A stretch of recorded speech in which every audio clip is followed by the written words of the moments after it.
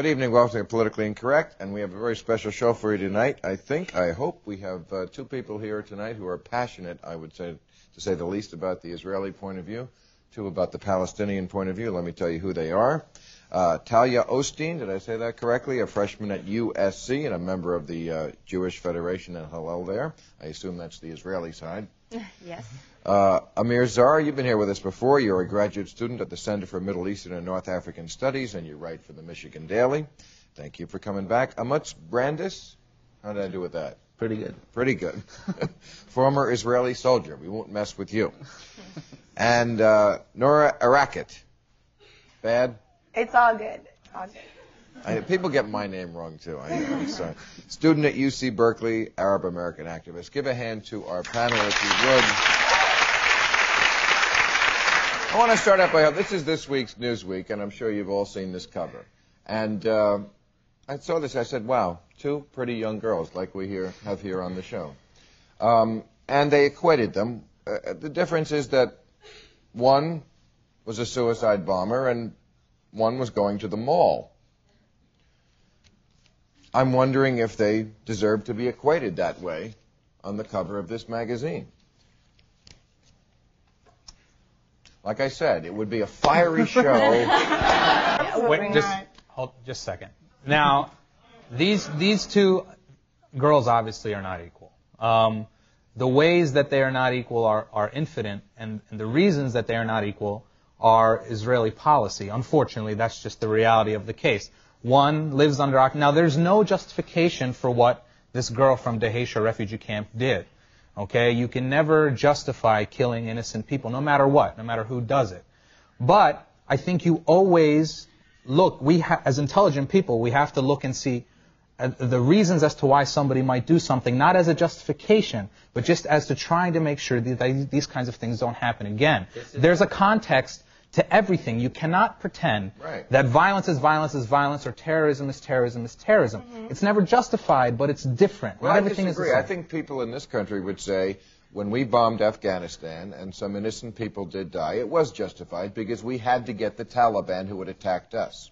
I think they would say that was justified. Well, I mean, that's under the assumption that we didn't mean to kill those innocent people. Well, right? we didn't. Right. Well, that's different. If you don't mean to do it. But I'm saying if somebody intentionally kills innocent people with some kind of with a political message and a political violence against civilians, like intentionally is like suicide bombing, like razing a whole village, and demolishing all their houses, is terrorism. You cannot look to the other side to see what are the justification when it deals with terrorism. I, for one, have looked to the other side for many years. I've been part of the peace movement in Israel as a soldier and after my army service.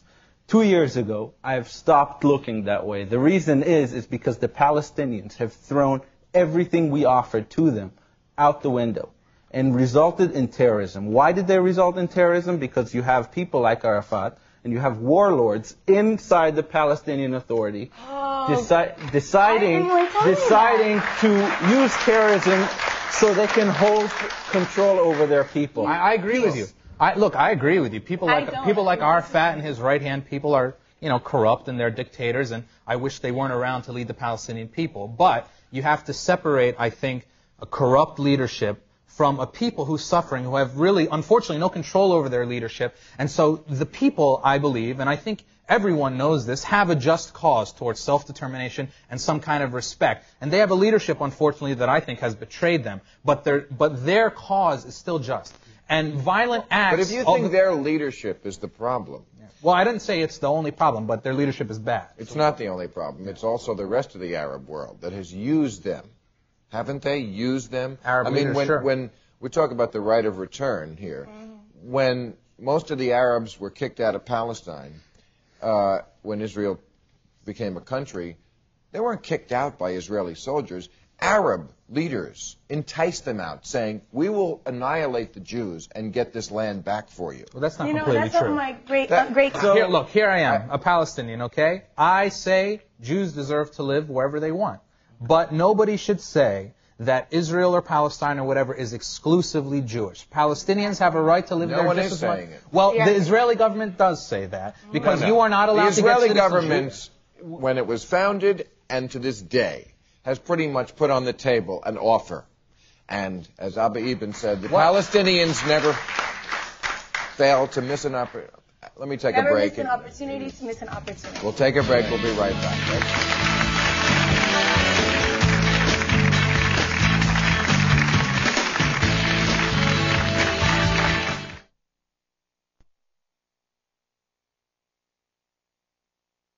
All right. Thank you, Nora, for getting that quote right.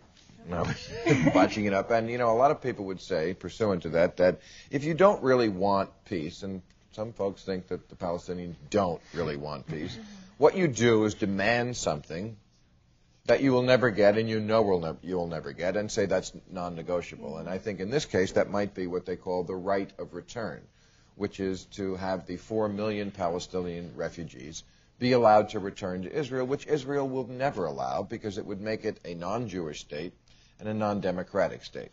And my question is, since World War II, I think, there's been at least 50 million refugees around the world from all countries who don't demand the right of return. I mean, that is history. The Indians in this country don't demand South Dakota. They know they won't get it. I mean, Mexicans could say, hey, you know what, 100 million of us would like to come across the border and take back California, Texas, and New Mexico.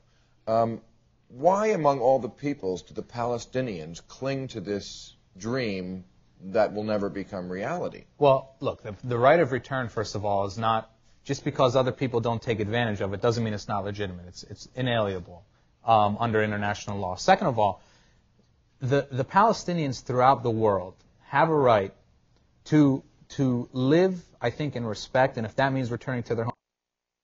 Okay, you asked why the Israeli army doesn't want the media. Let me tell you something. Our army didn't want the media in Afghanistan. No army likes the media so around. Then it's okay. But no, I'm not saying that. But I'm saying it's not unique to the Israeli army. And well, also, the Israeli army was shot at reporters about a week ago. But I think the biggest misconception here is that the media is somehow biased toward Israel. The media, as always in America, is biased toward whoever is the victim, because we are a victim culture. And because Israel is the big bad guy with the tanks and the guns, and the Palestinians have just the rocks and have to blow themselves up, I think it's biased toward the Palestinians because they are the victim, and the victim is always the better story in the American media. Look, Bill, you have to know that the media in this country, unfortunately, is very biased towards Israel, and there's all kinds of examples out there, and I'll just name a few for you, okay?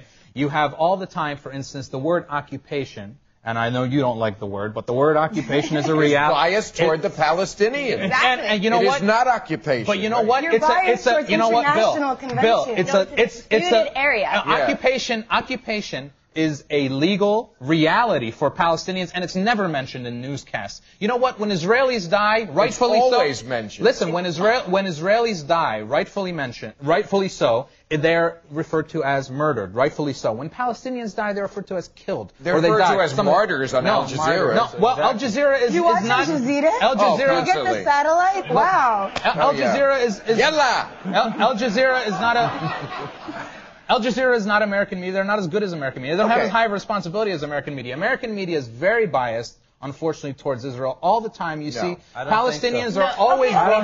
Now, I will make a concession. In the past month or 2 months, because Israel and Ariel Sharon are acting completely out of their mind, they have been getting some bad press, and now the Palestinians and the Israelis both are getting bad press, and that's fine with me. That's a little more balanced than before. But really, the media has had a long tradition of being very, and whenever they try and be balanced, they're labeled as anti-Semitic or anti-Jewish. This happens to anybody who tries to criticize Israel all the time. You think it's right that Arab governments do Israel has a moral responsibility to end the occupation.